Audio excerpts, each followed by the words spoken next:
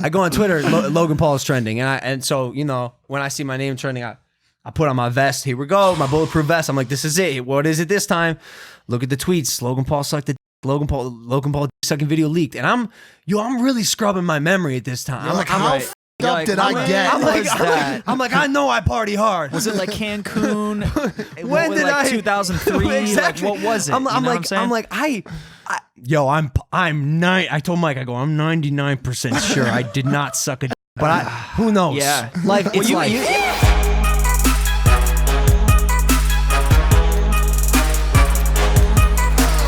He built a whole school for his kids. He built a school just for his kids. Just a fish, bro. Are you sure he built an aquarium. Are you sure he didn't build kids for his school? He could have done that.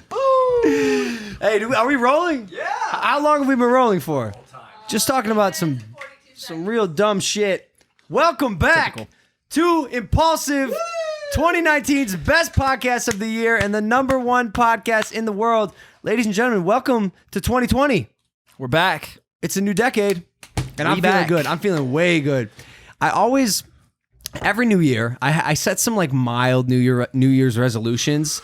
And I gotta say, I do a bad job of following up on them and actually like making them come through. 2020 seems different. 2020 seems like such a powerful year and an opportunity to get these next 10 years right. I feel it. And I'm just motivated and inspired, man. So what's your resolutions? I heard no drinking. Is this like a thing? Or are you guys actually gonna send it? So that was not that much confidence. I don't think you call no drinking sending it. It's like the opposite. It's like an anti-send. Yeah, we're not gonna send. Yeah, we're done sending. I found this little microphone on the floor. Sort of. That's cool, Mike. Make sure you distract us with talking about important shit with dumb shit from now on, every time you possibly can. I hate you.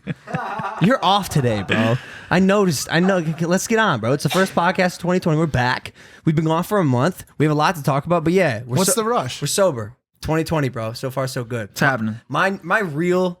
I heard there's some like stipulations though from Andre, and I don't know if those are true or not, but fuck. Let me just clarify. All right, here are the rules I made for myself. Oh no. Sober 2020, excluding Coachella. No. I gotta get fucked up at Coachella, please.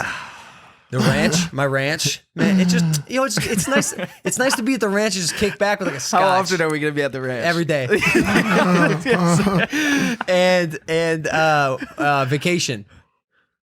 Okay. He's like, I'm gonna be sober all 2020. I got a few exceptions. Yeah. Monday through Sunday is the first one. So any day that falls within Monday through Sunday, I'm gonna be absolutely obliterated. There's an asterisk. Any day that has evenings. So any day that there's an evening, I'll probably get fucking obliterated. But you're doing it. I'm doing full. And by the way, I'm not so sure that I'll ever drink again for the history of my life. Wow.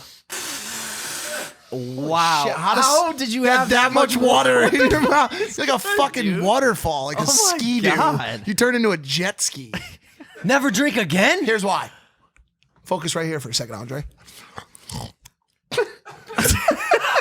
I'll just stick this under here for a second. Disgusting. Here's why. Pearl Bing. I said to myself the following.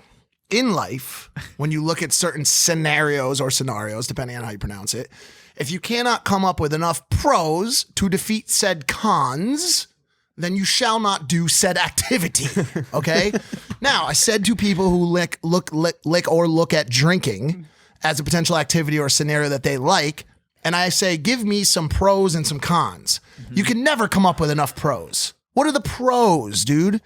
They let me get wild, dude. I freak out when I drink. Okay, here's 52 cons. You crash your car, you fuck random skanks without condoms, you puke all over the place, you're hungover, you eat everything in sight, you call your mom fucking names, you jerk off in public.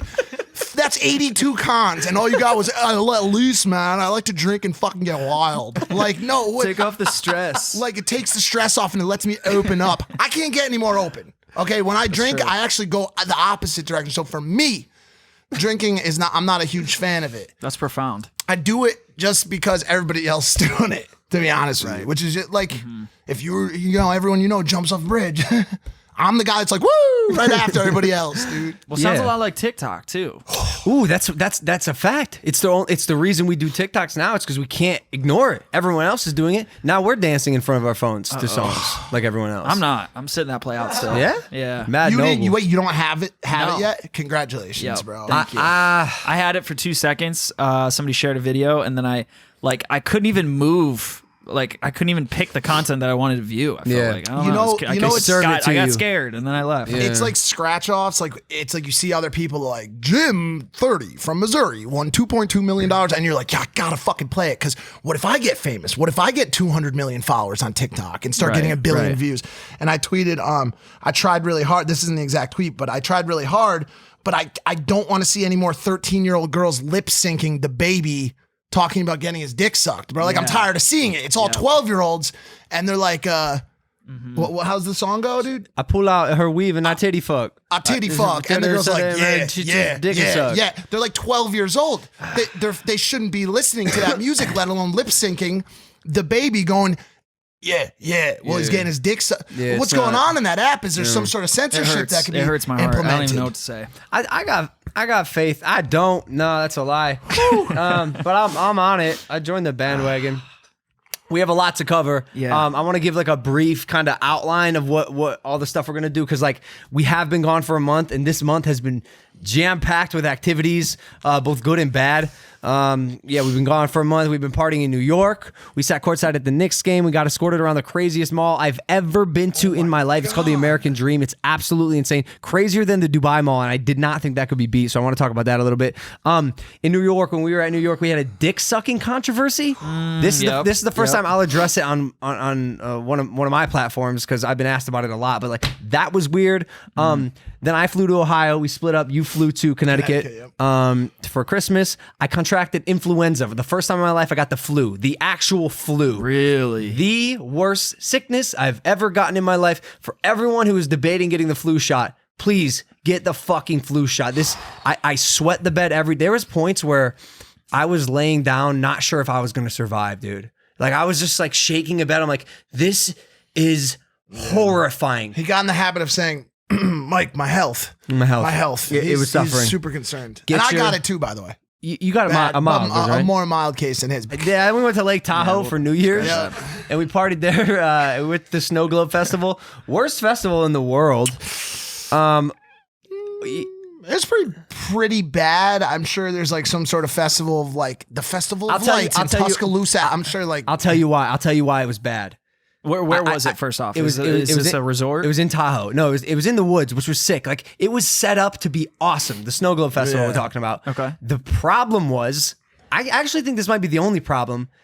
The neighbors were complaining about the decibel level of the music. Yeah, What? Lake Tahoe has like a thing in place where you can't have music above a certain level. And so basically when you get there, it's like, you know, when you watch TV on like the lowest setting, but you could still kind of hear the volume. Right. That's kind of what it was like. So you're just like constantly wishing the volume. The turn up was almost impossible because the volume was set. It sounded like it was coming from like a mini UE boom. Ooh. Like Skrillex was like 10, 9. Yeah, it was tough. 7. It was like for the New Year's ball drop. No way. And Buzzkill. the logistics were tough too. Just like the long ass walk from in the cold from your car to it. But you know, we were there. Wait, so it was in the woods. Were the neighbors complaining? Were these There's bears? no neighbor. Yeah. The No, it's a neighbors good were- question. Who are the neighbors who that are they're the trying to appease with this low volume? Like a group of small owls? Like there was no one for fucking vast square mileage, bro. We had to walk. By the way, I know this because we walked. We had to walk. You had to troop it. It was like the Ho Chi Minh Trail, bro, to get into this fucking shithole, dude. And all these people around us are tripping on acid. There's like, there's Logan Paul. There's Logan Paul. And we're just like walking, dude. And the girl we were with, she tripped and busted her ass. Is that later on? I might have skipped it. No, All right. we could talk about that. We were with these girls, and the one is I don't. She's the prettiest girl I've ever seen in my life. She's very pretty, ever. dude. Not very pretty is an Got a understatement. home run slugger as a dad. Yeah, Logan's dating her. It's official. It's Oh shit! she's we supposed to gorgeous. tiptoe around She's that? gorgeous. She was sliding on the ice. She's really athletic because her dad's is like a athletic slugger. military or MLB legend, and she was running on the ice and she slipped and man, she ate shit. And I will say, I do have a pet peeve to I hate seeing girls fall. Yeah, I hate seeing girls fall. But somehow she fell hot. Did she play it off? She didn't play it off. She could have got like Cover magazine of getting up. Like there was like a fan blowing when she got up, and you heard. Wow. So she was just she smoking. What girl falls hot, bro? I swear to God, she fell, and like 3 judges popped out of nowhere, like held up signs. They're like 10. You're gorgeous. Like that was amazing. I think that's a keeper. I think that's what happens when you find a keeper. I've never seen anything like this it. girl's hotter than That's called an pot anomaly. of water, dude. Hotter than a pot of boiling water. Boiling fucking water, dude. She's like a witch's brew, but even prettier. Yeah. And then we got after Tahoe, we survived that, and then we got 2020 started right or extremely wrong and way too fast. But we got it started intensely. Where were we? We went to a 72-hour intensive military combat training camp in Virginia, Fredericksburg, Virginia, which we're gonna dive into all this. And then today, Jake Paul's press conference and all the buzz around the biggest potential sporting event of 2020, me versus Antonio Brown. So we're gonna dive into all this, and not to mention fucking Iran and World War III. God dang it. And the Australian bushfires that have killed, 1 billion animals now? I mean, with this much stuff having happened already in 2020, dude. We've got to be almost at the end of the year. It feels like it. Because with all the stuff live it up, man. No, but all the stuff you just mentioned, we are a year in already. But really, we're fucking 7. How has all of this stuff been scrunched into like a week? It's wild. This way wild. This way. The hell do we do? Should we start with? Let's go chronological. Yeah. I mean, there's nothing wrong with a good chronological trip. Cool. Yeah. So first and foremost, Mike and I flew to New York, and we knew that.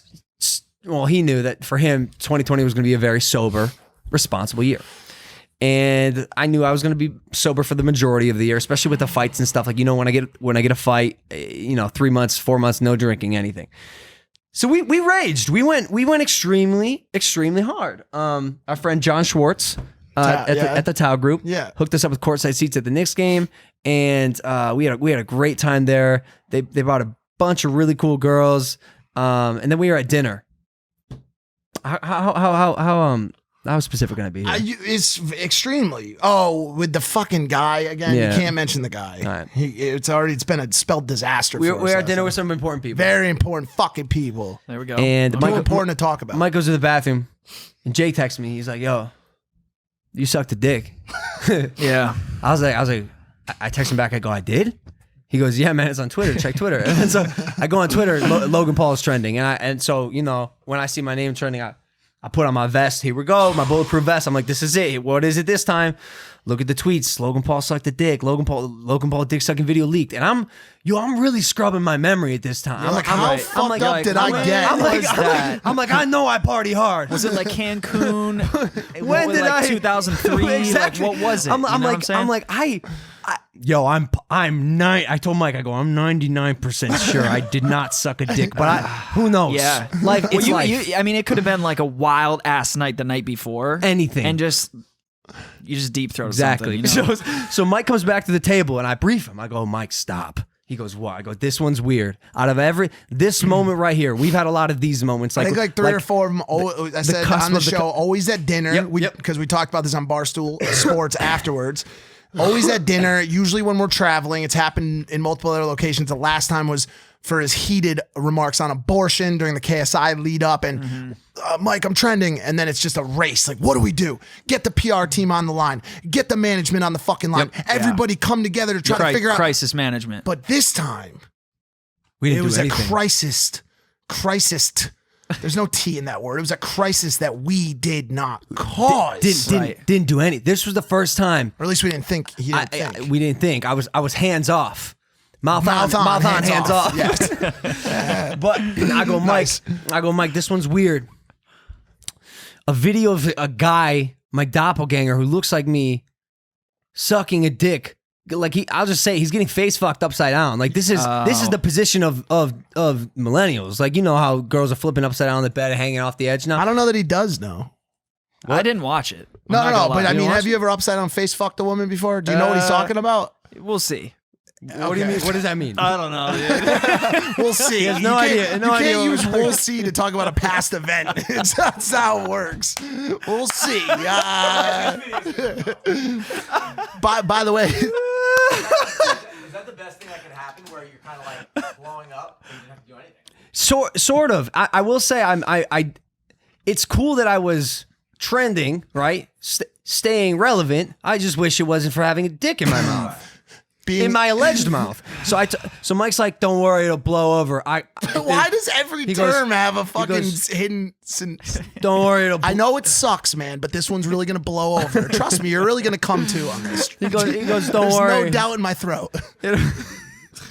Isn't blow like over. isn't the quote like any publicity good publicity? Yeah, but I've come out and said this before. That is so not true. Yeah. That is so, this particular You turned this one into something good though. Exactly. I felt good from a third party perspective. I was like, that's my boy. You handled that dick sucking real well. Thanks, bro. You took it like a champ. And by the way, his doppelbanger in the video.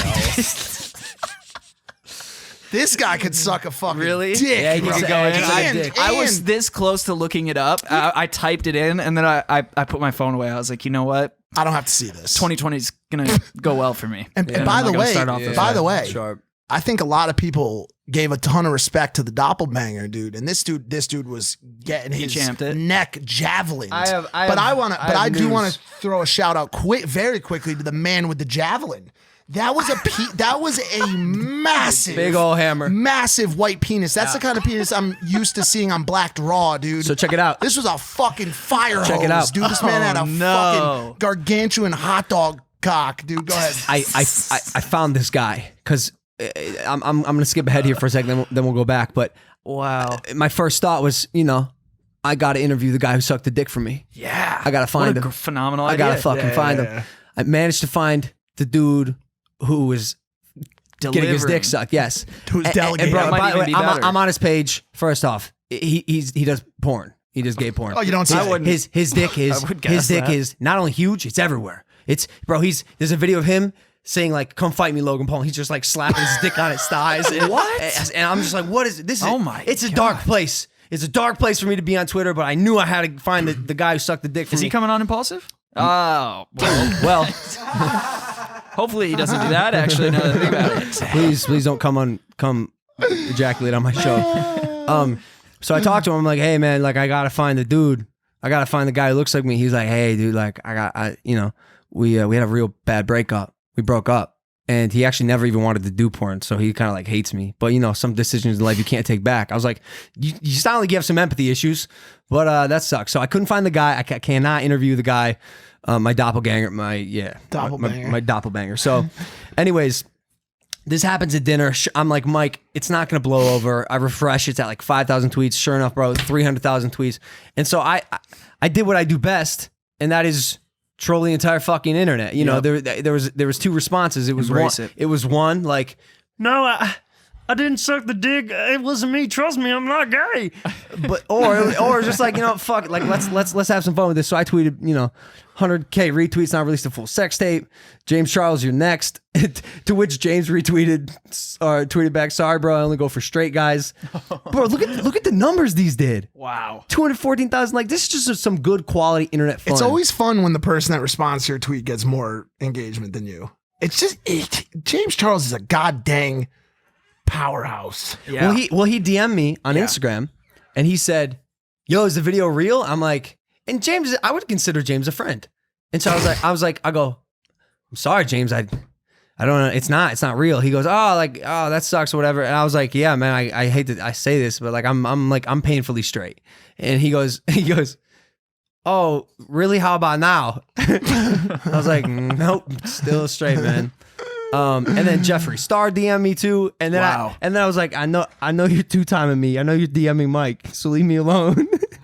And I just said that. I think I probably shouldn't have said that. Yeah, it's not a lie. Yeah, well, it's not a lie. When they say sorry, bro, I only go for straight guys. The internet like hackles and giggles at it, but it's actually kind of true. I'm not gonna lie to you. When are they gonna come on the show? God dang it, Spencer. Again. What's with all the splooge jokes? It's just bad timing. So then we go to the store and do what I do best again. We troll the internet. So I fill these little Carts. what would you call those? Contraptions. Baskets. Yeah, baskets. Thank you. Who said it? Who said it? What was that? Mac, that was good job. Sharp. Fill these baskets with these phallic shaped produce. We got eggplants and cucumbers. And by the way, can we talk about this for a second? Sure, we are. We're still in New York City. We are leaving our hotel to get on a flight to go visit our families. It's Christmas time. There's old women with pink hair and blue hair shopping for their parsnips to make pie.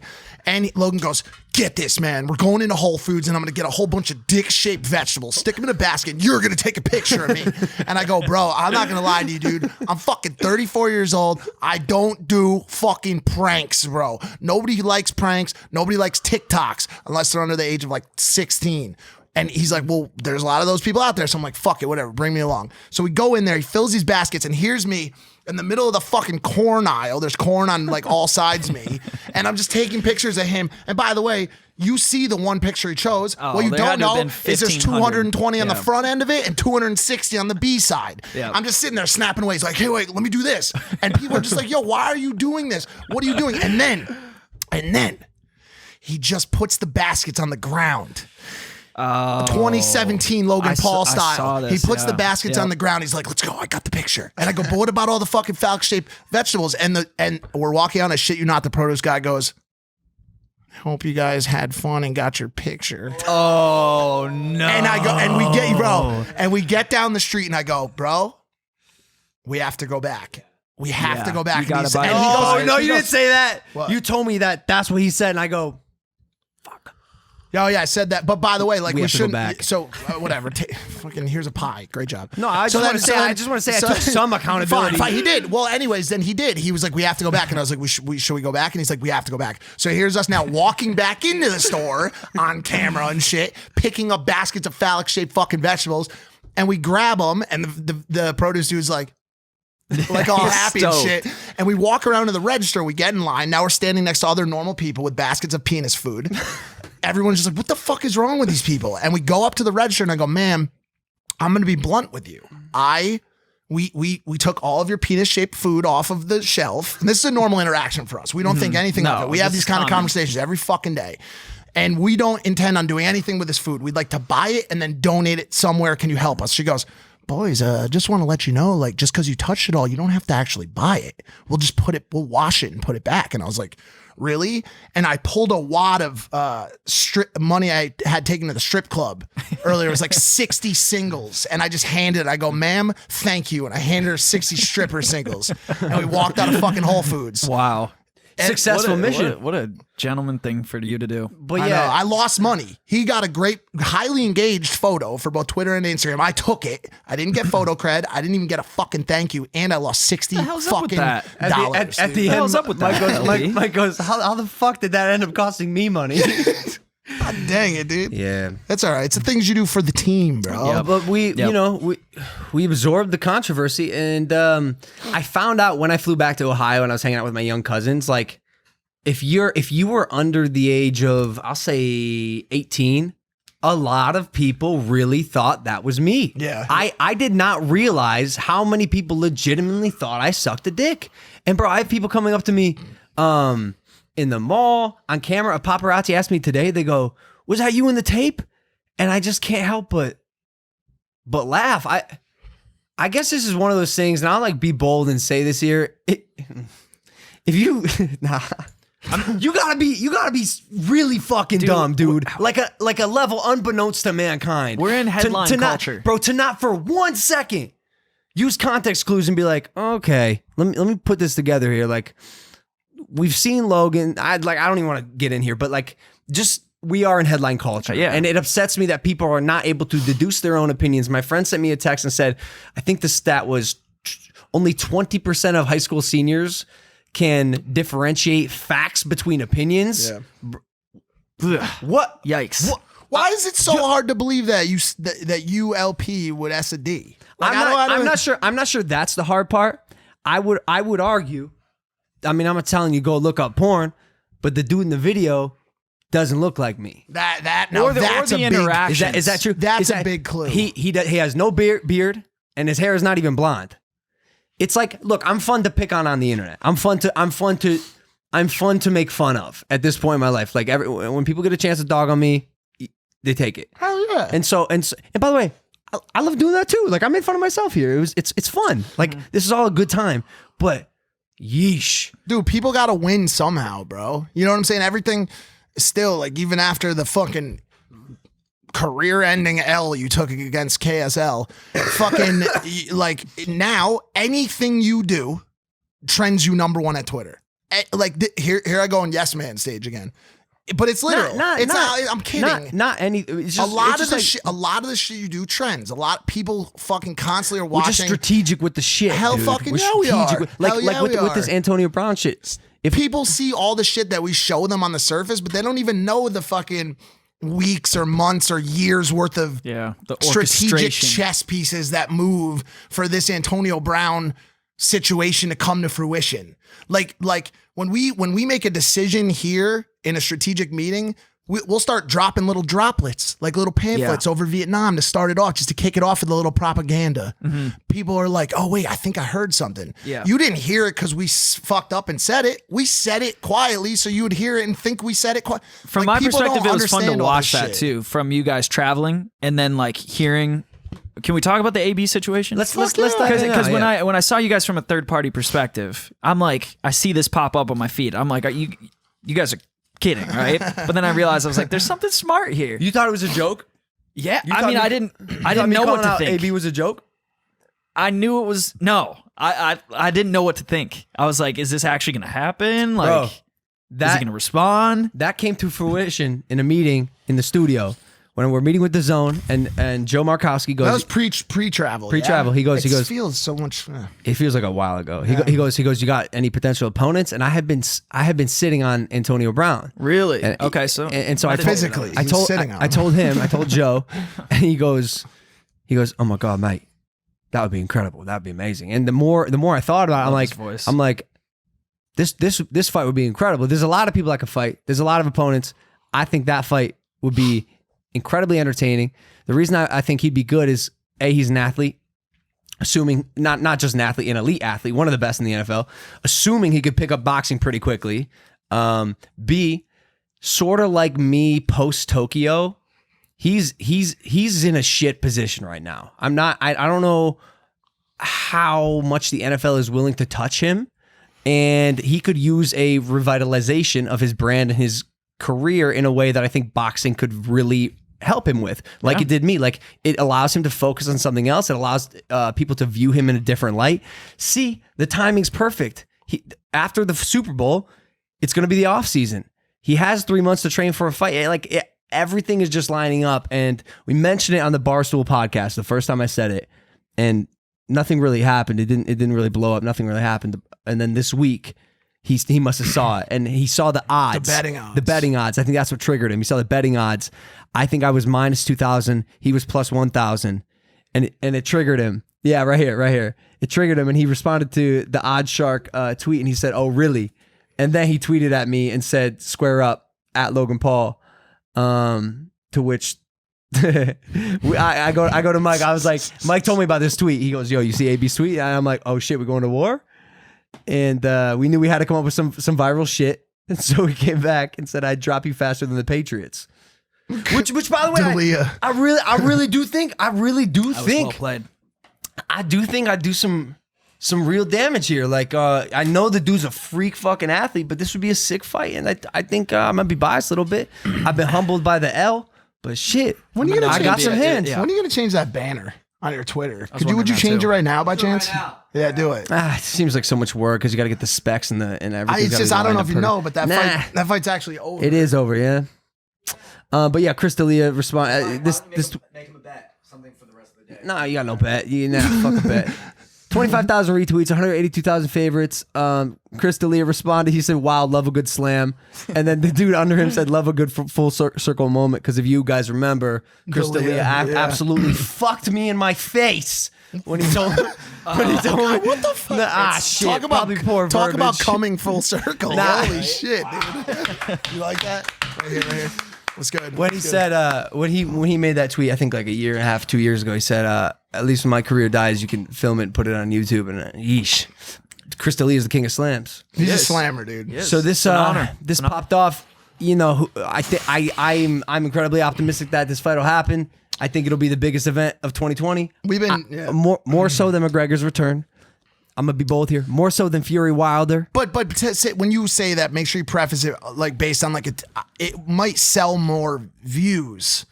You know what I'm saying? Like I think it'll sell more. I don't think like what's the metric? What we always go back to is what's the metric for success? I mean, when you talk about McGregor returning from a conversational standpoint and a general PR standpoint, that will technically garner a lot more conversation than this fight. Okay. But from a stream standpoint, maybe not though. Maybe not. Maybe That's not. what I'm saying. Maybe not. This one's got some shock value to it. It's the return of Conor fucking McGregor. But it's also the return of Antonio Brown. Yeah, man. He's kind of shaking some feathers on the way out. Yeah. But we care deeply about this, and I think it's a very strong fight. I'm not saying it's not, but in the sports world, AB is kind of like written off. Like no, AB is an elite athlete, but I disagree. No. This is a fact. AB is not a talked about elite athlete anymore. Conor McGregor is currently still a I disagree, bro. an acting. I disagree. AB's big, man. But not, He's like Colin he's 31. He's in his He's prime. got potential, but he's pushed out. Regardless of, he may be pushed out, but people know who he is, and people will want to see him either win or get beat up. Just like me. Yeah. That's why fights work. That's like the model of fight. If loved or hated, people want to see you win. People want to see you get the shit kicked out of you. We talked about this today in an interview today. That's like great. Colby Covington. Got his fucking. Got it. A lot of people want to see him get fucked up. We watched that. Did he showed up though? Colby Covington's a sick fighter. He got fucked up. Sick fighter. He got fucked up. He got fucked. He broke his jaw in the third round, and that was actually when I knew. I was like, you know, although I don't really know that much about the guy. I'm not even gonna say I don't like him, but like you have to put respect on Colby Covington. He showed up for getting his jaw broken in the third round going. and then going for 2 more rounds, and then even honestly more respect for Kamaru Usman, who I think is the most solid fighter in the UFC. I've never seen someone stick to a game plan more than Kamaru Usman. How bad does it feel to know that your biggest bet of all time in your whole life was against him? Yep. And we were sitting in the second row. We watched Woodley get smoked. If only we bro. would have known. I should have done some research. I told TMZ today, because by the way, we've already started the press junket for this particular battle, even though we're not even close to fucking signing the paperwork. I mean, we got conversation going, but we've already started talking about it. And I told TMZ today, the difference between this fight and Logan Paul KSI. Logan Paul KSI was the 4th most streamed event on DAZN this year. Massively, massively successful event. The difference is that in Logan Paul KSI, you have a household name and superstar in Logan Paul, and you have a British YouTuber in KSI. That is what he is. He's a very, very, very strong British YouTuber with a massive following, but at the end of the day, he's only invited on Good Morning Great Britain because he's fighting Logan Paul. Let's fucking be honest. Was he on that show talking about FIFA? No. Okay. So when you replace KSI, internet personality extraordinaire, rolly chair guy, with a full-on sports phenom, household name, mainstream person, right. And now you've got 2 superstars in a fight. Now you're talking about a massive global wave on a non-internet level. Of course. On a sporting level, on a level that the Barstool crowd cares about, the ESPN Sports Center crowd cares about, my dad cares about. ESPN posted about that. I mean, you're in the conversation right Sports off Center. the beginning. I told him as soon as I saw that, I sent him that post too, and I said, this is the epitome of sporting. I mean, when you get featured on Sports Center, Instagram, that it gets no higher than that. That is sports. I mean, who grew up watching Sports Center? I know I did. Yep. Same. Just to let you know, too, he was at the peak of his career before this last season. He put up 15 touchdowns in 2018. Oh, he did. Oh, really? Yeah. I thought he was one season for the Pats. People are excited. for the Steelers. For the Steelers. Yeah. He was, because he left the went Steelers and got picked up by the Raiders. Pats. He did Didn't play he did an anything interview for with Raiders. Complex, and this came out today actually, so this is brand new. So Complex said, the Logan Paul thing, is that really happening, or are you just trolling? And he said, yeah, if he really wants to do it. He was calling me out for a couple months, said he wanted to fight me, that he's down to fight. So if old Logan wants to come, see if he wants to get a little rumble on. You got Floyd Mayweather training you? Yeah, I'm going to be out in Vegas. If Logan confirms, if he's serious about it, I don't want him to be writing checks you can't cash. You know, you're coming after me for a couple months. So I finally just hit him up like, hey, man, I've seen this too much. He must really want to make this happen. Seems like he does. I know I've been hearing him talk about it a lot. Get that paper right so I can get out to Vegas and get in my zone. Did you watch his last fight? Yeah, he got beat, man. He's just been taking L's all over. He made a good pop, though. Made a lot of money. See, I don't know if he knows this or not, but we actually did take a W. Best That's podcast in the entire world based on what the streamy said. Also, and they're like one of the most trusted sources. In Yeah, absolutely. awards, Yeah, respected. The fight made a lot of noise for sure. Then he said, it seems like Logan is a boxer for real, though, and I'm a big fan of him. He's a cool guy, man. Came to my house a couple of years ago at the Super Bowl. Was all kind of love, but I'm excited about everything. He's promoting his craft and his brand, so it would be an honor if I could hook up with him. I think it would be pretty fun. So that was actually interesting. When we read that, it was like, obviously, the pre-fight narrative between KSI and I is it's sheer just hatred, dirty hatred. Yeah. Like it's not healthy. It's toxic, right? And it sells the fight. It's good. He seems to be coming at it from a pretty respectable place, which I like. And I do remember going to his house at the Super Bowl like 4 years ago. Yeah. I linked up with Rice Gum and Summer Rae, and we Shout out watched Rice the Gum. Super Bowl. And we went and hung out with him, and you know, like we got along. There's no real beef now, but like me, I think like KSI and I, the beef sort of sold the fight and made it as big as it was because it was just true, just like resentment between two kids. This fight sells itself, dude, and it'll be cool to come at this. We'll see how it unfolds, but it'll be cool to come at this from a bit more of a classier angle than what I've been doing when it comes to me like attempting to become a showman and sell an event. How do you think the fans feel about this build up here? They are coming off a diet content, 3 months to end the year because of fight camp. Yep. They've gotten heavy promises going into 2020. 3 vlogs a week, 2 podcasts. Do you think they're a little worried about what Logan Paul's output might look like in 2020 based on another fight, quick to fight situation? I mean, are the fans worried right now? It depends who you ask. Like I've said this before. I DM regularly fan accounts. Logan Softies. Team Maverick LP is my go-to. Shout out. I love you. She's also from Australia, so she gives me insights as to, like what's really happening. You should jump into one of Major their group chats sometime. I do sometimes. It's crazy. Yeah. It's cool. It's like it's real insights from your truest fans. Yeah. And she in particular loves the fight stuff. Yeah. She loves the fight interviews. She loves to build up everything. Ideally, yes. 3 vlogs a week would be awesome. And by the way, it might happen depending on when this fight is. Do you think the stress from maybe not necessarily having hatred for the opponent would allow you to have a more regulated lifestyle leading into the fight? For sure. So much less stress, dude. I think it's like we're talking about a completely different story. It'd be nice to not have to shut down shop for fucking 3 months. You know what I'm saying? It's still going to camp. Yeah, but it's like that. I think that the testosterone though probably wouldn't be as well. It's just like what's the intent? Here's like the thing that I think about. It's like, what's the intent? Like other boxers shut down their lives and go to camp for 3 months so that when they fight they can win, so they can get a bigger fight and continue to move up the ranks.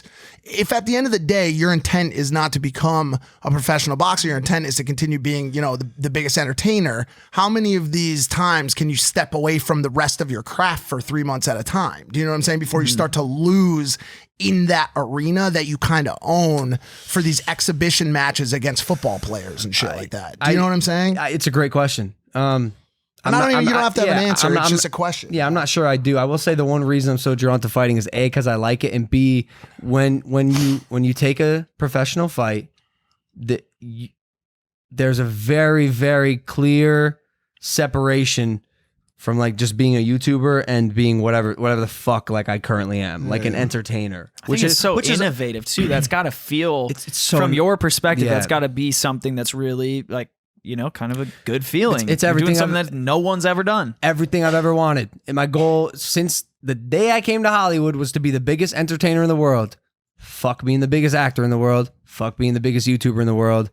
Fuck being the biggest TikTok. I don't want to do that one vertical like You're thing. trying to do it all, which is why you took fights, you sucked that dick. Awesome, like you've done a lot of stuff to try to really diversify. Well, yeah, take a dick here and there, bro. That's mad respect. I mean, you see a lot of people do this too in different forms. Like you see The Rock come up through WWE. You see a lot of different people come up through. I mean, absolutely different forms of fighting. So absolutely. I mean, dude, it's been done, but I think nobody is even close to doing it other than you and Jake and other people that are actually boxing in the YouTube space. While we're on the boxing, do you want to just address the press conference today with Jake real quick? Yeah, just real quick. I got one last note. Okay. AB in 2018 made roughly $8 million for the season. Oh, so yeah, so that's about a 3 that's to, about, yeah, that's, so a 3 that's to about 5 $500K per game. So I'm talking. Do you know how much he made in 2019? How much? Look it up. I think the answer. Well, that's just sport. That's just team. That's his payment for the team, right? Like that's not endorsements and shit like that. Correct. Yeah, that's his base salary. They're saying he got a $4.5 million signing bonus and a $1 million base salary for 2019. I heard he made like a couple $100,000. Probably, yeah. He probably didn't get to keep all this because he didn't fulfill the contract. Dropped, yeah. But I'm just saying, he's making $500K per game, which is an NFL game. What is that? 60 minutes or 40 minutes, something like that. Look, you're getting in the ring. You're making a couple M's real quick. I think he's going to take this fight. That's just my prediction. Yeah. I think from a bag perspective, it's a smart bag to go get. Are you in? Like, are you in? I'm 100% in. He's clocked in. Yeah, dude. I'm clocked in. New Speaking merch of coming which, from the night shift. Yeah, where's mine, by the way? Clocked in. They're comfortable, bro. Nice Actually, smalls? they're awesome. Yeah, I was rocking it last night. You might want to go to medium. Medium? Yeah. Okay. It's a year Yeah, it's a year of working on bags and bagginess, dude. You go up a size. We'll see how that plays out. Yeah, I'm 100% in. The Zone obviously is where the fight will be held. Shout out to Zone. Shout out The Zone's Markowski family. We love Markowski. We love Eddie Matchroom Hearn. too. We'll probably promote it. Facts. Hopefully, by the way, we've been talking about it. Hopefully, it would be at MSG, Madison Square Garden, New York City, the greatest arena in the world. When we were there, I saw with the that. Tau group. I put a picture up, me pointing to the center, and I said I will be fighting there one day. This is one thing I gotta say from my perspective that I'm seeing is like your manifestation abilities right now are like kind of a little scary. Yeah. Like you're putting something out and it's like happening. They're strong. They're strong. Do you have any thoughts on that? Like, do you feel that? Here are my thoughts. Yes.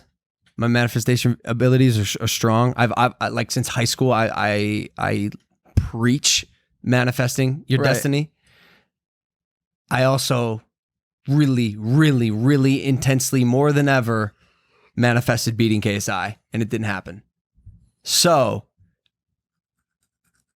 I think there might be something. There's probably just some sort of disconnect there. I think you got so overconfident. I don't know, or maybe it was a training thing. But listen, 2020. 2021, like there's never been a time when I've personally felt so confident in the build out right now. Like the team right now, like we've made some changes here, and the current build out is we're ready for action, bro. This fight, this AB fight, all this DAZN discussion is 8% of the total strategic. Yeah. Like I'll say it like it's not locked down, but it's in discussion. Potentially an Impaulsive tour. Going around the country, shooting Impaulsive in different cities. And the only reason it's not locked down is because of the fight. Because of the potential fight, and also just because it's being explored. Would you go see an Impaulsive tour in person? Tickets, you come, you show up, we do this in front of a live audience in your city. Comments below, drop it, let us know if you would want to see it, where you're at, where you would watch it, so on and so forth. Of course. Be crazy, of course right? it's gonna happen. Be crazy, bro. So that's one thing, but the vlogs, the content, we got a lot of philanthropic stuff on the roadmap, military, doing stuff with them, I mean, shit, how much stuff did we cover in that strategic meeting yesterday? So much. Like, and I gotta give a shout out to Jeff. Manager Jeff just stepped the fuck back up. Yeah, bro, he hit 2020 harder than I've ever seen him. He comes with a full-on outline in detail, didn't miss a fucking beat. Also found a script that I gave notes on that Evan and I had written by two professional writers. Found it. Oh, I didn't tell you? Yeah. Found it. He fucking found the to script. Protect it. Did you know that? He found the script, Danny. He told me I started crying. I started crying. I was like, I won't believe it till I see it. He sent me a video. Here's the reason we're freaking out, because I put so so many hours into putting notes on this script. Me and Evan just sat at that table over there. Which this is a script for a movie that that we can't say, but so many hours of just like. It's hard to recreate creative notes, like 50 hours of going through a script and coming up with new ideas and everything. Like I was gonna have to do that again. You were absolutely fucking trampled by the fact that script was lost. Yeah. I was. And by the way, it's hard to do, but it's also when you go through and write something for the second time because the first one is lost, every keystroke pains you. Every letter that you write hurts your fucking soul. I've been there before after a computer crash and you lose 50 pages of a book and having to try to remember and write. And you always have that thought in the back of your mind, the first time was better. The first time was better. Every stroke fucking hurts, dude. Painful. And so Jeff comes through and because I was whining about it in the meeting. And he's like, nope. He goes 7B down to 7B. 7BI. I'll go to 7BI. He's like, I found the. Oh fuck! Just blur that. Bleep that. I'm sorry, I can't say the title. Yet. But he found the script. Yeah, but I think like the biggest note there is just like, yo, we are diversified. I mean, like I'm just about done with this book. I think there's a lot of people out there that are on the outside looking into this camp, and everybody has their shit to talk about Logan or about the team or whatever. But like.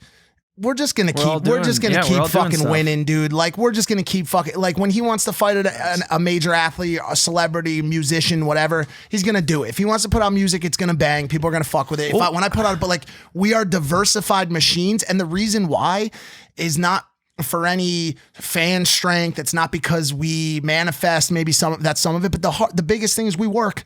We fucking work, bro. We wake up, we hit the ground running every single day. It's never a question like, yo, am I going to get up today? Am I going to do this? But we just get up and do it, bro. The thing is like, I mean, a lot of people are out there working hard and they're not like getting anywhere in life. So I think what do you think it is? Do you think it's the fact that we all just are surrounded by each other? We're all like, I think people make the mistake of working harder and not smarter. A lot of people do this. Yeah, for sure. Work smart and hard, kinda. You obviously have to work hard, but man, I remember I always think of this fucking kid. I think his name was Anthony in high school when we would lift weights in the off season for football. This kid worked so fucking hard. He was the hardest worker in the room, but for some reason, his body had a cap. He couldn't surpass a certain level. He was never going to make varsity. He wasn't an athlete, but he would work harder than everyone. His attitude was crazy. He was the most headstrong dude I've ever seen in my life, but he just was never able to cross that hump of varsity, if you want to call it, or a level that the A team was making. Right. And there's Logan in the background popping doses of fucking Deca and Trent into his ass. He's like, work smarter, not harder. No. He's like, I put on 70 pounds of mass this week. No. For me, my argument for him would be like, I understand you want to be on the football team and, score touchdowns, block for your quarterback, whatever it is, but maybe working smarter is allocating your time doing something else that you love, because football, let's be honest, is not going to take you anywhere. Just the way it is. Hold on a sec. That doesn't seem like a solid battle plan. I mean, if you have your heart set on something, fucking go for it. Be realistic. Yeah, there has to be. Wait, hold on a second. There's a lot of people that told you flat out you will never be a boxer. There's people that say it still every day. If you started listening, or it's a fine line. It's a fine line. It's a very fine line. At some point, you do got to come to terms and be like, is this my destiny? And by the way, I've had that moment in my life. You remember when we tried a game? You remember when I tried to be a gamer? You weren't that bad at Fortnite. I wasn't a professional gamer. So eventually I had to look in the mirror and go, I looked in the mirror, I go, I'm working hard right now. I'm streaming, at 10 hours a day. I'm not working smart. This isn't me. I can do this as long as I want. I am not a fucking professional gaming Is that streamer. why you hate gaming so much? Is that part of the reason? Because it didn't work out for you? No. I really. You think it's a massive distraction? It is. It is. Unless you're going to be a professional gamer, I highly recommend stop gaming. You know who's good enough to do it? Evan. I'm dead serious. You told me this before. This kid is that good at Call of Duty and Fortnite. He is that good. Like, I'll be playing Call of Duty with him at night, and like, You know, a normally good Call of Duty game might be like a 28-2, like 28 kills. He'll go 65-3, 4 matches in a row. The kid is absolute fire on the sticks. We just have shitty internet here. He needs better internet so he can stream. I feel like the key is diversifying though, because if you are only good at gaming, like, dude, think about how many kids are out there right now listening to this probably that game all day and want to be a professional gamer, and they're not going to be. Like, you got to also be good at some other stuff. I agree. Like, you have to have like some core skills that are going to take you somewhere, you know, no matter what. I mean, it's the whole don't put your eggs in one basket thing. You know what I'm saying? Like, Gary V hits on what we're talking about a lot. This particular thing. He's like, yo, you got to diversify, but also be realistic about what you're doing. And by the way, you're right. Absolutely. It is a fine line. Bro, you know how many fucking people told me I was never going to do shit with videos online? Yeah. I had a bet. You remember Brian Guzik? He bet me $100 I would never make $100 off YouTube, and I did. And $100. He goes. I bet you $100 you never make $100 off YouTube. I was like, I bet. Maybe he meant in 2018. Yeah. Maybe he meant in 2018. Then he kind of would have been close. This was like 2012, and so what happens? Like, and by the way, fuck me. When people tell me that, I go, all right, watch. I go, all right, fuck you, watch me do this. So if you're hearing this, and I tell people, who did I have this conversation? I had this conversation with George when he told me he wanted to pursue music. Oh, fucking when I told him my opinions about his music, I was like, you got 2 options here. You can B, prove me wrong, or B, take my advice and do something that you're actually like really phenomenally good at, which is acting and entertainment. He's a very good actor. Comedy. Amazing comedy specifically. Absolutely. Yeah. We're way off, yeah? Yeah, we gotta pull back. We gotta fight that. No, it wasn't you. I mean, we went. I kind of want to address this Iran and Australia shit too. I mean, should we do it just way later? Yeah. It's such an important fucking topic. Yeah, Dylan says we do it later. Yeah, but he says a lot of fucking stupid shit. No, but he's also a great dancer, as we've seen on his Instagram. Facts. Dylan, our producer, is on a 5-year streak of dancing with his family, and this man can dance. Yeah. I think I sent this to you guys, right? I was did you guys realize this? Yes. Why'd they put you in the back? You're the best dancer in your family. Besides, You were the most enthusiastic, bro. Yeah. I like that. By the way, we got great feedback on that lost episode of Impaulsive. Great fucking feedback. Yeah, people fucking loved it, dude. All right, so off. What do you got, Mac? He's just telling me to clear it. So let's go back chronological. In New York, we went to this mall. I just real quickly. It's called the American Dream. If you live anywhere around New York, you need to go to this mall. The American Dream. What's a ticket like that cost for the whole thing? It's not a. Each section is different. By the way, they're not calling it a mall. No. They're calling it a destination. Is that what it is? I think they're visionaries, bro. It's insane. There's a ski slope here. I have a picture of it here. An indoor ski slope in one section of the mall. This is the family. That's not even all of it, by the way. There's off to the right and left. There's more. It's like a massive. Shut up, ski Baruch. slope. He's asleep. Just took a nap. But yeah. This family, we'll keep them private, but they own the mall, and they're like, yo, we're just a bunch of kids that come up with crazy ideas and implement it in this mall. So there's a ski slope, an aquarium, an ice rink, an indoor amusement park with the highest vertical, the steepest vertical roller coaster in the world. We are at a mall. What? We are at a mall, and they say, guys, please, we'd like to show you our amusement park. So we walk in, and they stick us on this fucking roller coaster, and we're sitting there. There's like 6 of us sitting there. We cut the whole line, and I'm like, we're in a mall roller coaster. What is this going to be like? Like Thomas the Toy Train? Like toot. It was a real deal, bro. When I fucking tell you, we go down this track, all of a sudden we are vertical, climbing a wall that the top of it cannot be seen. And then all of a sudden we come to the top of it, and it points you straight down like this, and then it locks, and you're stuck. Bro. You're looking at the ground like this. And then I look down and I go, where's the track? There's no track under us. The track goes underneath. You dip, for the first drop, the biggest drop of the whole thing. You're underneath the track, and of course when we get to it and we're at the tip of it, they're all like, this isn't supposed to happen. What's happening? What's happening? This isn't fuck you. And I knew it was bullshit, but bro, all of a sudden you hear psh, and then bro, you drop, you go up a 7,000 foot fucking loop to loop. Like I'm like, yo, we were at a mall.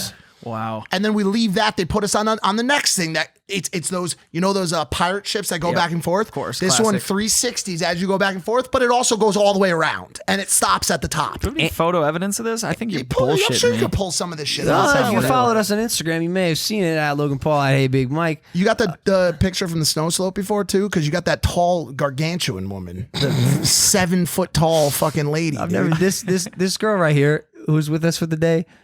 Her name's Rachel.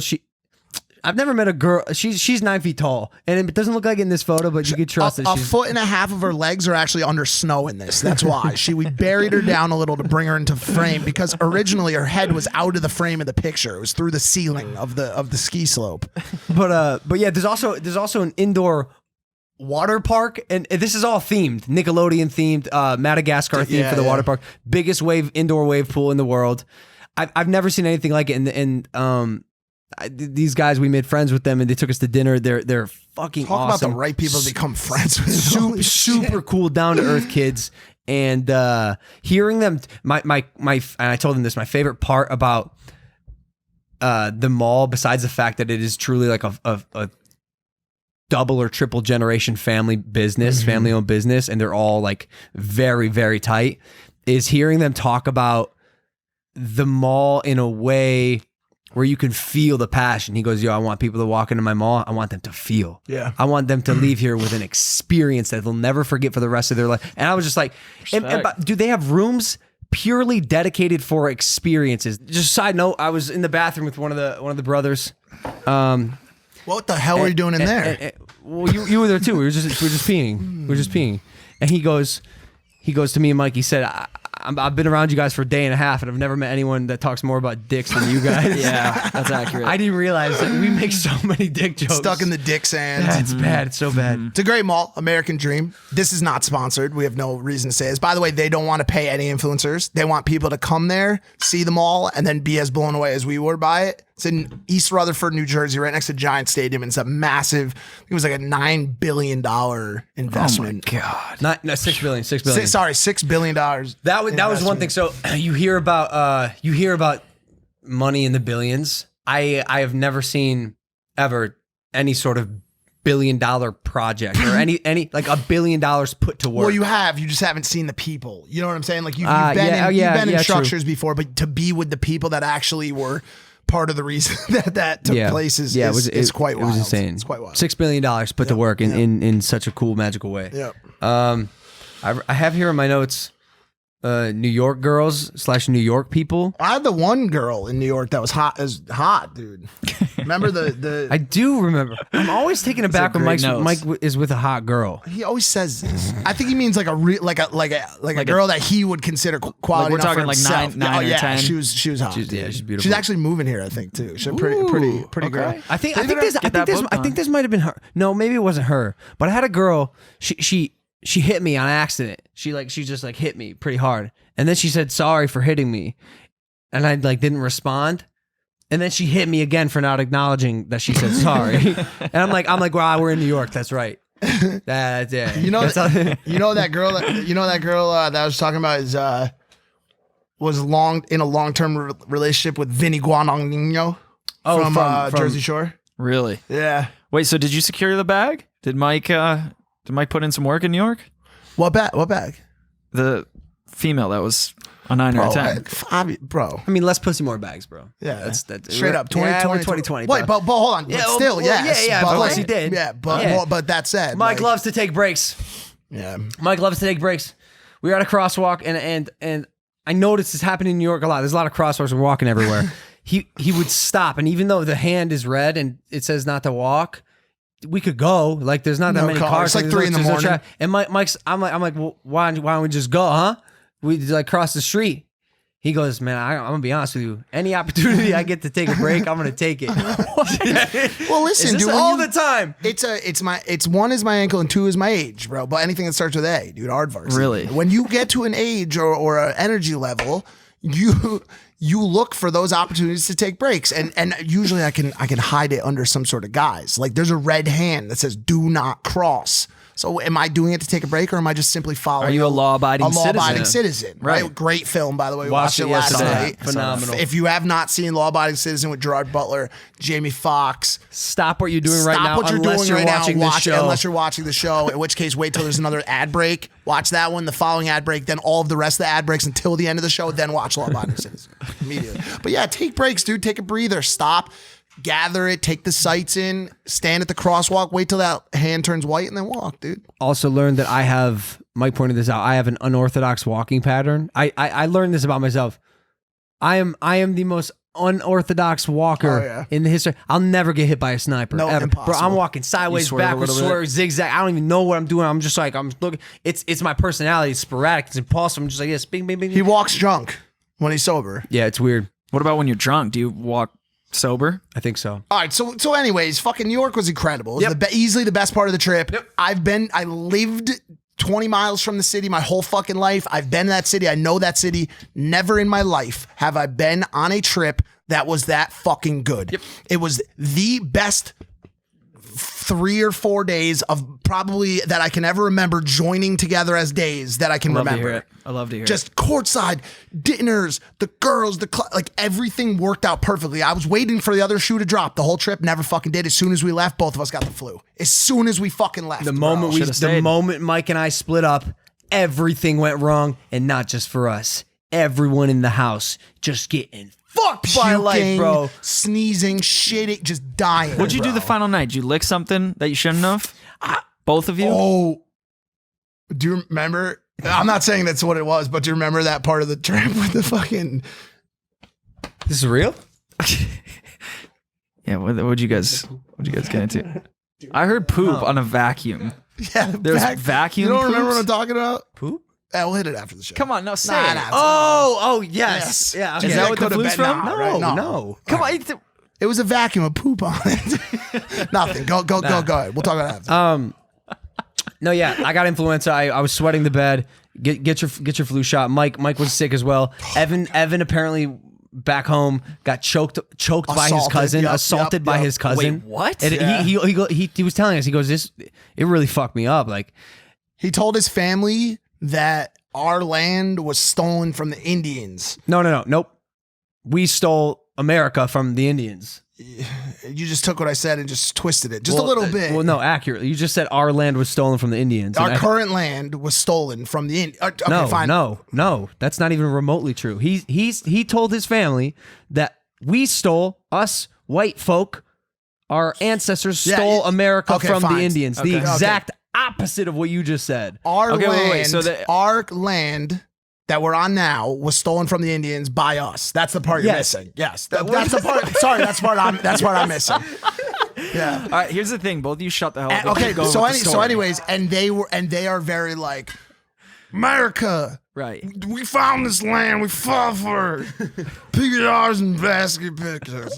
And he was just like, yo, literally, like, I don't know what you just said, but we stole this land from the Native Americans. And is this Evan that said this? Okay. And with one foul, and by the way, Evan's a fucking conservative ass motherfucker, so I'm surprised he was even doing that. Right. And with one foul swoop, this lady choked him up. It was his cousin. Oh, it was a lady. It was his cousin. It was a lady choked cousin. him up and straight the fuck out of him. You can't say that. You can't say that. Danny's marking it. I'm looking this up. What is? Oh, you can't say that. You got the meme? Absolutely cannot say that. God, are you kidding me? Well, it's just an ongoing thing, and Evan did specifically say that if we draw any attention to this. You have no. He's doing it. You have He's no doing control. it just so you know quickly. And I know that part got cut, but we're laughing like hyenas here. We got into this new thing, and by the way, we've lived here for a long time where Logan realized that I have like an ultimate power over him. If at any moment I want him to go to the floor, I simply have to make him laugh. He goes like this to me now. He goes. I have a picture of it because it happened in Tahoe. See, that's him doing it. Wait, there's him doing it right there. So look at his eyes. So you're almost dead there, bro. Because he was good. You don't understand. Mike starts making jokes, and I start crying. This was in Lake Tahoe. Let's skip to Lake Tahoe. We went to Lake Tahoe after we all separated for the holidays. And nothing big happened in Cleveland that you want to talk about, like influencer related. There's one thing. What happened? Come on, guys. But this was in Tahoe, and bro, Mike just makes me laugh so hard, and it really affects my health. Like, you know when you have a laughing fit and you can't breathe and you're sobbing and there's tears streaming down your face, like you would have thought like a relative just died. You could see a tear. It's glistening in this film pic that David took, by the way. Shout out David. There is a tear, bro, crying. There is a tear. Tears.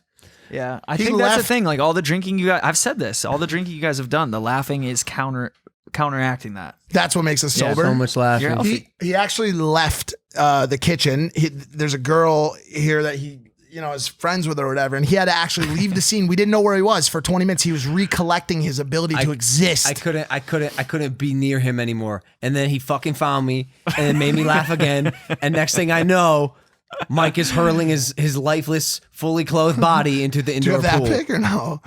We have him. You got to be careful because there's nudity with the other people. Like, I had to escape a conversation that we were having because it went so haywire that my only choice was to throw my body fully clothed into the pool to escape the conversation. That's how crazy it was. Wow. So then I followed because solidarity, brother.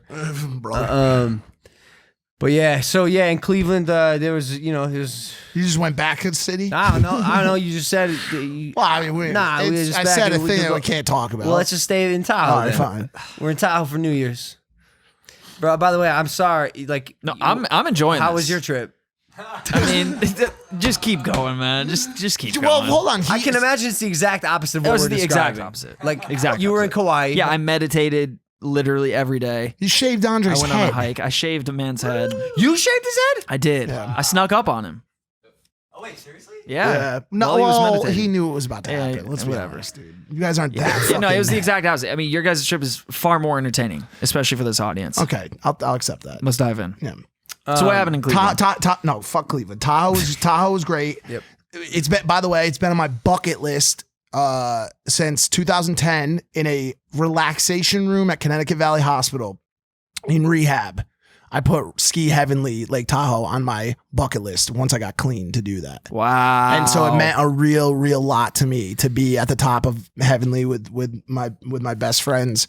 And the view is indescribable. There's no word to describe what it's like to be at the top of Heavenly looking over Lake Tahoe. Freaking made it. You made it. Yeah. And so that was awesome. We skied. It was cool to see him live that moment because like at one of the lowest points of his life, he wrote down that as the goal, and I was living it with him. Yeah, it was really cool. That's powerful, man. Yeah, I love it. Yeah. A girl came up to us at the Snow Go Festival. She was really pretty.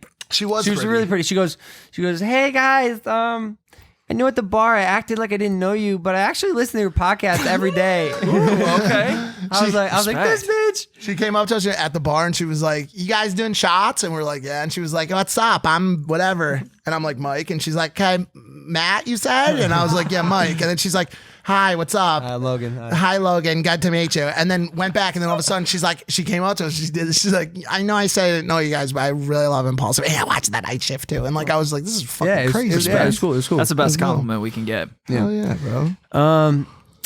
Mike called the girl a Smurf in Tahoe. Yeah, this was a weird one. He calls people Smurfs sometimes. Yeah, that's common. That's common lingo except not Evan because he obviously takes it the wrong massive way. offense to it, dude. So, but he called this girl a Smurf, and she goes, oh no way, that reminds me, I got to check my Smurfville. She's and busts out her phone and is playing a game called Smurfville and has to feed her Smurfs. I'm like, no, full on village, way. chopping wood, collecting, mining rocks. All the is that a problem? Like, what's your perspective on that?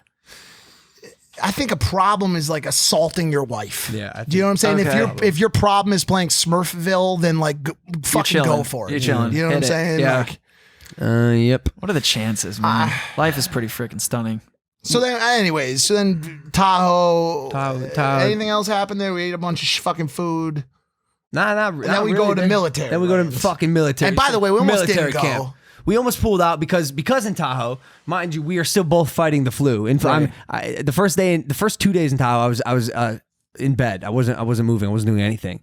And so we were maybe not going to go to this intensive military combat training camp. But we're like, Tim Clemente, the guy who invited us, who you may remember from the Gucci Face Jacob video. Oh, yeah. Shout out. Yep, Yeah, the one who handled fucking Jacob's G, foreign dude. affairs. I miss him. And by the way, help me, anti-terrorist, One of the law biggest, like, enforcement. most well-known anti-terrorist, like just What a G. anti-cartel. Like, this dude is the real fucking deal. Like, when CNN needs, he's what was he, like, one of the only people to get this like prestigious anti-nuclear threat yes, award? yes, yeah. What? Like, he was Yeah. part He of just like. defused a Ba- bomb. No, he basically- found it. He found it. Oh, really? I think he found it.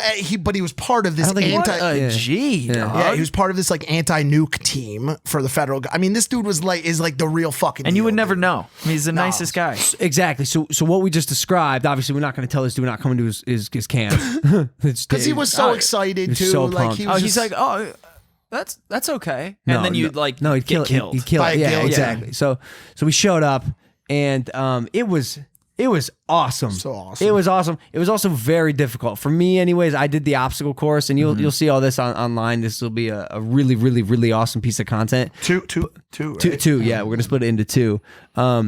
Obstacle courses, firearms training, rappelling, fast roping, just a bunch of really athletic, like military based training. And it was cool to see military training firsthand. You hear about our military, you hear about our army. To see these guys talk about their country and the way their passion for freedom, it affects you Massively. It affects you. The one main guy we were working with, his name is Dom. Dom Rosso. He is another very well known member of the military. He is a legitimate SEAL Team 6 member, former SEAL Team 6 member, as you know, the most prestigious special ops team in the world. This is the team that killed bin Laden. This is the team that found Saddam Hussein. Like, they are the they're the cream real of deal. the crop. Real deal. Like, these are the guys that fucking sneak up in the middle of the night and do shit Just that we don't knife want to your know ass, yep. about so that we can do this show.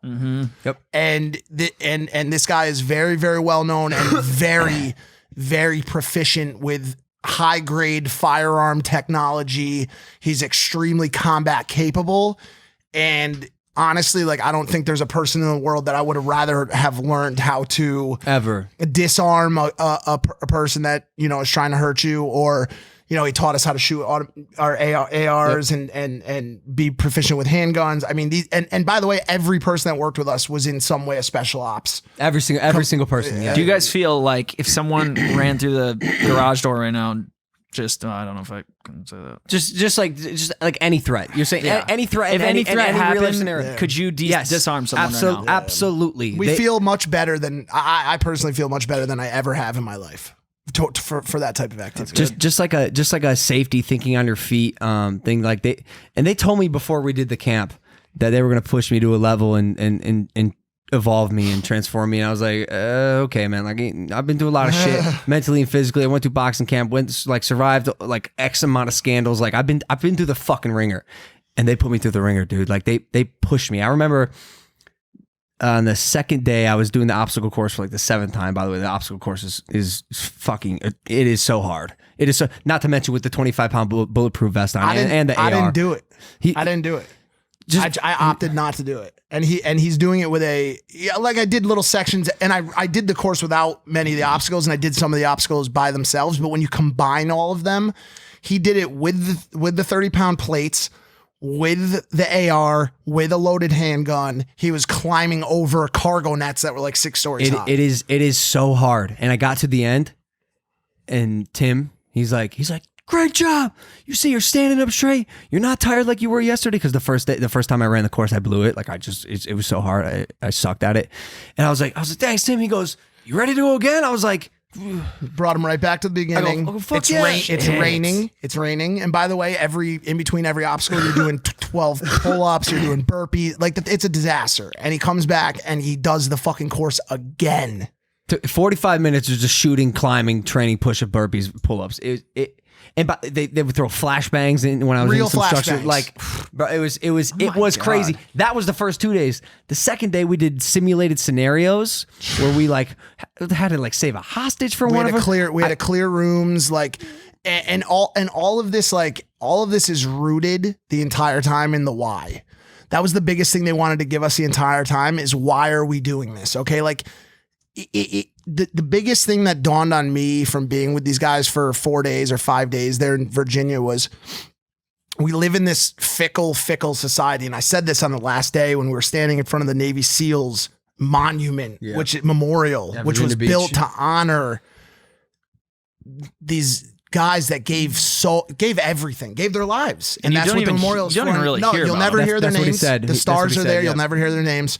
And standing with these guys, I told him in front of the memorial, I said, we live in this fickle fucking world where everything is based on likes and clout and money and all of this fucking bullshit. And to see him and to hear him and to feel how dedicated he is to this country and to honoring the people that have come before him and to honoring and loving his wife and his children and what he's willing to do to protect this country so that people like us can do the fickle bullshit that we fucking do every day had a massive impact on me. Yeah. Massive. And honestly, when I came back, even though a lot of it has slightly trickled away now that I'm back in the bubble, as we call it, I still have a piece of it inside of me that makes me want to be just slightly fucking better, dude. Because these guys live every second of their day dedicated and committed to making this world a better place. And it's shocking. It's a shock to your system, bro. It is unbelievable. That's what I'm saying. Like even just experiencing the slightest taste of like their mindset and being around them it's contagious, it's inspiring, it's motivational, it's fascinating, to be honest. And just being around them for the minute 72 hours that we were with them, where we become slightly better as human beings, which is awesome. Absolutely. And I think that I'm sure if you're watching this and you follow us on Instagram, you saw some of our sentiment on both Twitter and Instagram the day after we left. And I thoroughly will say it once again. I say it from my heart, and I actually truly mean this. Thank you so much to every service member, armed service member, military member that's watching this show right now. I know they are our fans. We have a lot of fans in that community. Yeah. I have a brother-in-law who's about to redeploy in the Navy. We've got family members. Danny's got family members. You know Greg Paul was served in Army National Guard. I think he told me that. Yeah, I think he told me that. So we all have family members, and honestly, like massive thanks. And this is not some fucking bullshit just to say it type thing. Like I truly mean that from the bottom of my heart, and I believe and I hope that in 2020 we can start doing more to give back to that community because it is so vital. I was gonna say we need to include the armed forces in our 2020 for the rest of our life, our initiatives and it's so easy to take that for granted, man. You don't think about it, right? No. You don't think about the guys in the front lines who are risking their lives. I did because my dad, you can have your freedom. That's the only reason though. If I didn't have my dad serving in Kuwait and Iraq, like I wouldn't think about those things. I didn't know Bob did that. Yeah. I didn't know Bob put it up like that. Yeah, he's a G. But dude, I mean, looking at the situation now, it like gives me a whole, in Iran, it gives me a whole different perspective because, before you jump on the trains of like all these politicians rushing to use it for their agenda, like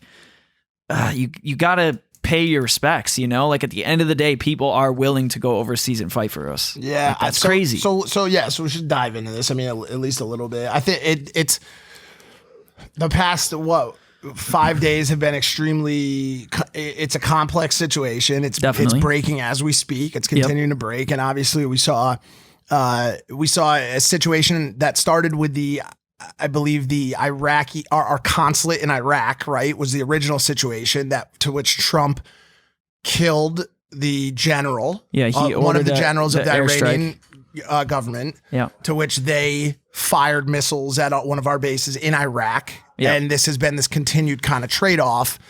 And now obviously there's a ton of conversation around was Trump in the right. For killing for killing this general, and he'll say that he was killing to protect lives, right?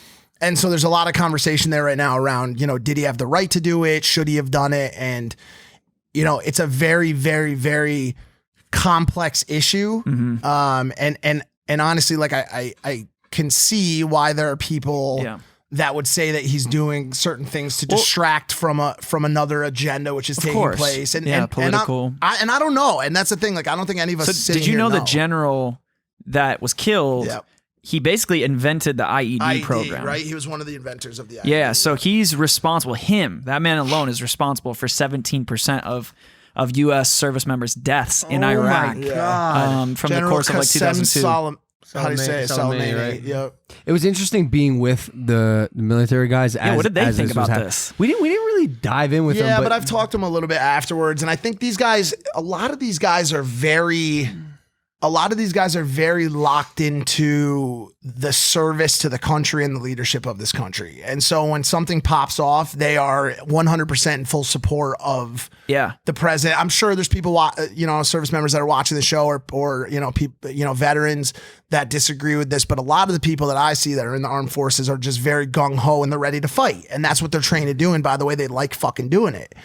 And so it just is really tricky. And I think you made a good point that, it's easy to watch the politicians move the pieces around the board without thinking of the actual collateral, and that collateral is American lives, and. And it's also potentially like, I know Iran they have their nuclear weapons, like they're building nuclear grade uranium right now. Trump said, he tweeted, I think in all caps, Iran does not have any nuclear weapons. They don't yet, but they have facilities that are processing nuclear grade uranium. So basically what's happened here is Iran was in a shutdown of their nuclear program based on US and other countries running really tough sanctions against them. And so we've been in this kind of uneasy peace with Iran for a long time now.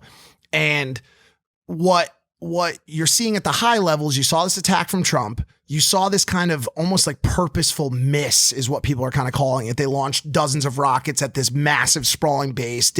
As from what we know right now, there's no U.S. casualties. But the thing that a lot of people need to understand is this has caused massive waves that are not human casualty based. They have now backed out of their treaty to stop making nuclear weapons. So they are going to start back on production, and maybe that scares some people, but doesn't scare Trump or the US government, and that's fine. Yeah. We've seen or maybe they were already still doing it, we had I'm sure there's like watchdog groups making sure that there wasn't, right? But then they've also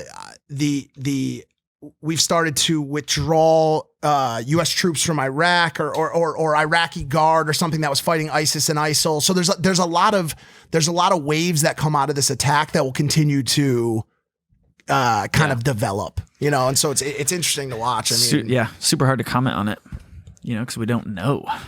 I mean, you just don't know. You don't know what that guy was doing. You don't know if what he was planning, what he was doing, or if this is just a posture from Trump to get people to stop talking about impeachment. And to by the way, to line him up for re-election. I'm not saying that's what he's doing, but it's definitely possible. While we're here talking about things that aren't so great, should we just brush? Pun may be inappropriately attended on Australia. Yeah, I think it's fine. That you see the inkling of this, and it start to develop on social media, and then it getting progressively worse and worse and worse, and there's no real solution yet, it looks like. And 500 million animals burned and dead turns into 1 billion animals, and you see these pictures of like charred koalas and kangaroo, and Mike and I got caught in a deep hole after one of the nights in Virginia, and there's no other way to say it. It breaks my fucking heart, bro. I adore animals. I love animals, and something about the helplessness of the landscape of Australia and seeing the sky just like these orange, red, smoke everywhere is absolutely heartbreaking. So we posted about it. We donated, and it just. Does anyone have any updates? Is it still happening? Is there any? Yeah, definitely. It rained. It did rain. We heard about. I guess. Everyone knows it's incredibly catastrophic and devastating. I guess just if you're listening to this, if you don't know about the situation, please do something. Please donate a little bit. Donate whatever money you can. Spread awareness for all our fans in Australia. Like we are thinking about you. We're with you. We hope you're unaffected. For those who are affected, just know Man, I hate saying this, but like we really do care, and the more I can do and the more I can activate, the better. Because it's one of those situations where like planet Earth, our home, is burning to a crisp. It's falling. We're falling apart, and it's here. just like hopping from one place to another. I've got a project coming up that I'd love to bring you guys in on down in the Amazon in Fiji, to replant. Right? Is that was it? Fiji's one of them. Amazon rainforest is another one because of all the deforestation. I think now what they're finding in Australia is a lot of these brush fires were the result of.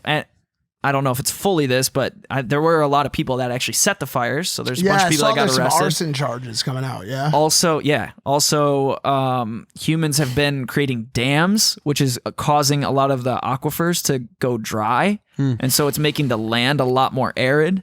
So I think this is like, I mean, obviously we're on a podcast, like how much can all of us do when it comes to this kind of stuff? Like sometimes it feels hopeless. That's a good question. And I, from a social standpoint, there's two stories that I think that are coming out of this that I think are worth noting from the social sphere that we live in. Comedian Celeste Barber went on a fundraising rampage and raised over $32 million through her Instagram stories, Facebook. Did you see this one influencer or so I have that story as well. You have that too? Kaylin Ward is the other one. She promised nudes to anyone who donated money to the Australian brushfire relief. I believe she raised somewhere between $500,000 and $750,000. That's amazing. Instagram then shut her account down. Yeah, her family disowned her and all that. She was deactivated. And by the way, she was already posting some pretty raunchy shit, but she sent some high quality nudes. And by the way, I donated 10 or 20 times as much as she was saying it would cost to get a nude from her, and you didn't get all anything. I got was I think Logan bought me a donut or something like that at the Marriott in fucking Fredericksburg, Virginia. So I feel it was nice. It was nice. That's a nice gesture. But we've donuts are the shape of boobs. Honestly, for any influencer. No influencers are watching this right now, but if you are, God, 2 hours into this podcast, if you haven't yet posted anything to try to drive any attention or donations for this, like what's the holdup? You know what I'm saying? I mean, this is a big problem. This is 20, like I saw the numbers. It's at least like 5 times bigger than California, and it was like 10 times bigger than California and 5 times bigger than the Amazon. Basically, the Amazon was one minuscule percentage of this fire in Australia. Right. It's a big fucking deal. And all deal. of these things combined, I think that's we talked about this the last time with the Amazon fires. I think what I'm seeing is long term there's going to be a point where we all have to come together on some shit and like actually change things. Yeah. Like it's tough, man. We're in a tough 2020 is off to a rough start. And by the way, like not even to in a world on a world level. Yeah. From like someone like selfish, I'll say like personally, I think I feel pretty fucking. Well, good, I mean, in all honesty, I think that's for a good reason.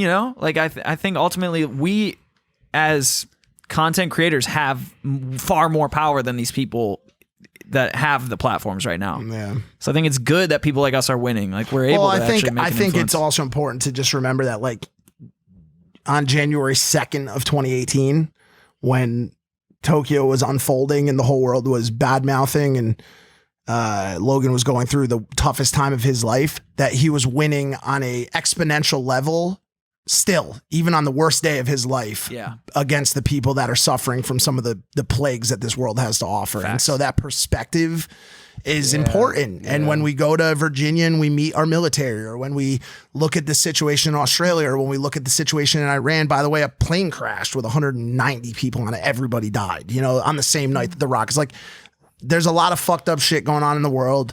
I think it's important that we talk about it here, and I think it's important that we try to create action that makes changes to do better. And in 2020, that's a big goal 100%. For me in 2020. Honestly, it is. And my thing will be mental health and addiction. I've been very fucking upfront about that. That will be what I do. And so I think I think you're there. I think you're there. We've got a ton of really good foundations that we work with, and I think we just need to turn up the heat. I think a lot of it's just action. That's the biggest thing that I got from going down to the Amazon. It's like, I'm going to go down there again to actually plant trees in some of the areas. And like, let's do that. Like, I encourage anybody out there, like, hop on a plane, go to Australia in a few months when there's organizations that are out there, and actually go plant some trees. But just like help, pick something though. You know what I'm saying? Like if your forte is not planting trees and like find something that truly means something to you. Yeah, you know what I'm saying? Because that's when you'll really act. Like if someone tries to give you a cause. Australia wildfires. Like you may not want to go to Australia and save the kangaroos because maybe you don't want to do that. Right. Find out what really makes you tick, what really makes you care, and then go fucking all in that zone, in that discipline. Truth. Bless you. You guys, twice. You guys want to close out, or do you want to play Would You Rather real quick? Let's do one. Would you rather? I don't really what do you care. got? I mean, you got something on the? We sent these fans into fucking tailspin of no content. I'm sure they're pretty excited about this 8-hour podcast that we're on. I'm down to Little segment.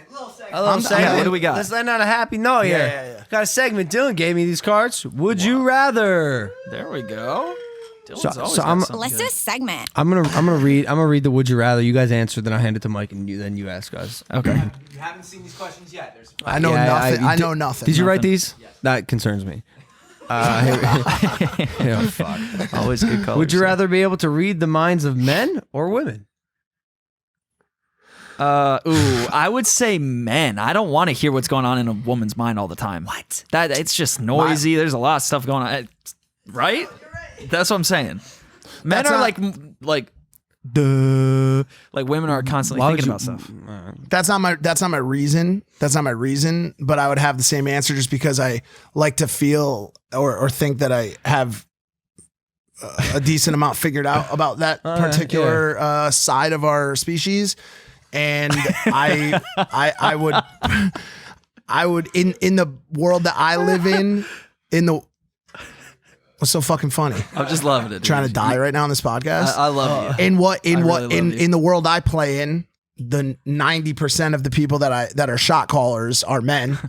And so if it means more money or more power for me or the ability to be more successful in the space that I play in where most of the shot callers are men, I'd like to know what those motherfuckers are thinking. What do you think? I like that. What do you think I'm thinking right now? I know. What time is dinner? Nope. He's thinking. Oh no, sorry, a nap. Is it a nap? He's thinking. I wish I didn't suck that dick.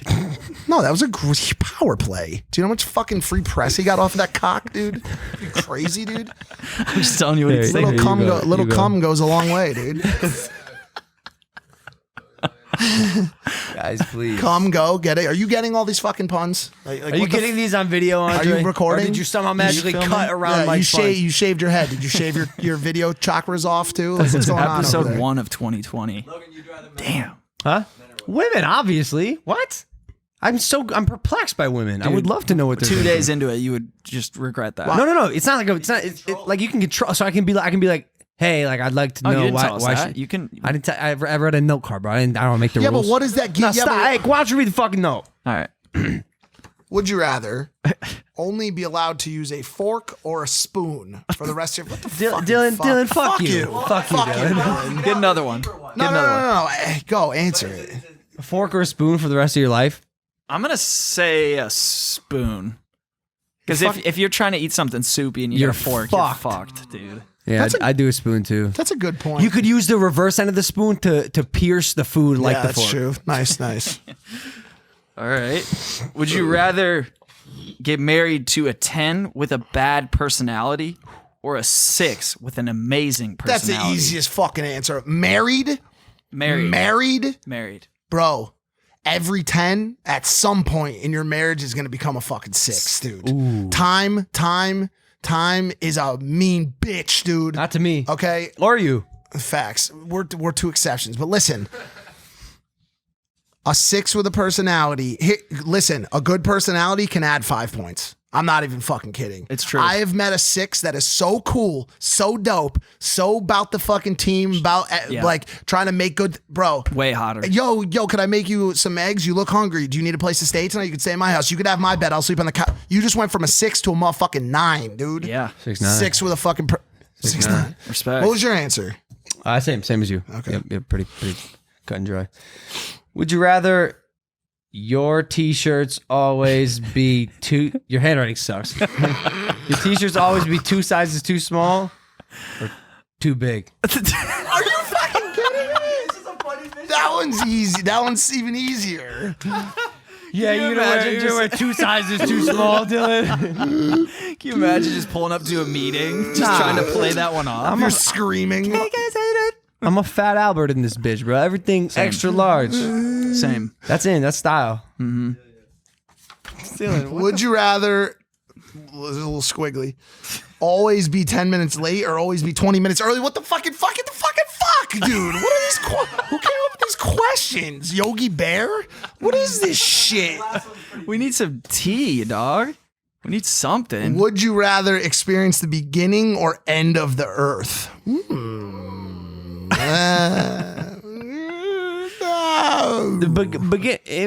would say the beginning. Well, because otherwise you fucking die. Huh? I'm pretty sure Well, if you'd probably be dead as fuck in the beginning. Yeah, this place is not livable, dude, bro. it was like a lava-filled single-celled organism. Yeah, but like... Yeah, not the sauce. The end's probably pretty dope if you think about it, because think about what's going to happen before the end of the earth. The rapture, which means implodes. which means that we have gotten to the brink of the worst we have ever been. There's porn stars running around with AR-15 shooting little cats. Yeah. And everybody's fucking each other, dude. It's just a fucking orgy of violence and sexual deviancy. And then all of a sudden the 4 horsemen of the apocalypse come in whoosh, whoosh, whoosh, and start fucking shooting bazookas. Sodom and Gomorrah topple. LA and New York, of course. Trump starts dropping bombs. Podcast.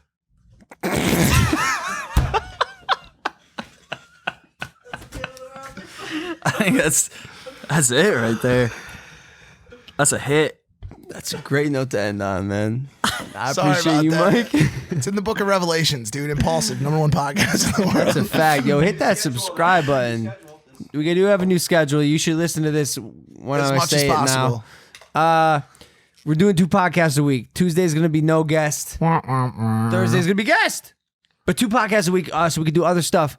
Like what, Logan? I don't know, vlogs, train for a fight, other things. Wear a shirt that's 2 sizes too small. Hit that subscribe button. Yo, we love you. It's 2020. Kick this year's ass. Come up with some stuff that's going to motivate you and make you do some shit that makes you want to achieve your goals. For real. Whether it's waking up early, whether it's eating healthy, 90-10 type shit. I'm on a 90% health diet, 10%. Yeah, Chef Katie makes some desserts some here and there. Right. But Break down that fucking negative thought cycle. Get Facts. positive thoughts up there. Facts. You're going to conquer this year. Yep. Start honestly believing that. Tell yourself that every fucking day. I'm going to get up. I'm going to crush it today. not I'm just gonna the win. year, the decade. That's what this is Everything, for. bro. 2020. Yo, make the next 10 years the best, hardest hitting 10 years of your life. This decade is going to be fucking amazing. We're so happy to ride with you for the rest of the eternity. We love you guys. Thank you for listening to Impulsive, the #1 podcast in the world. Take it easy. Peace.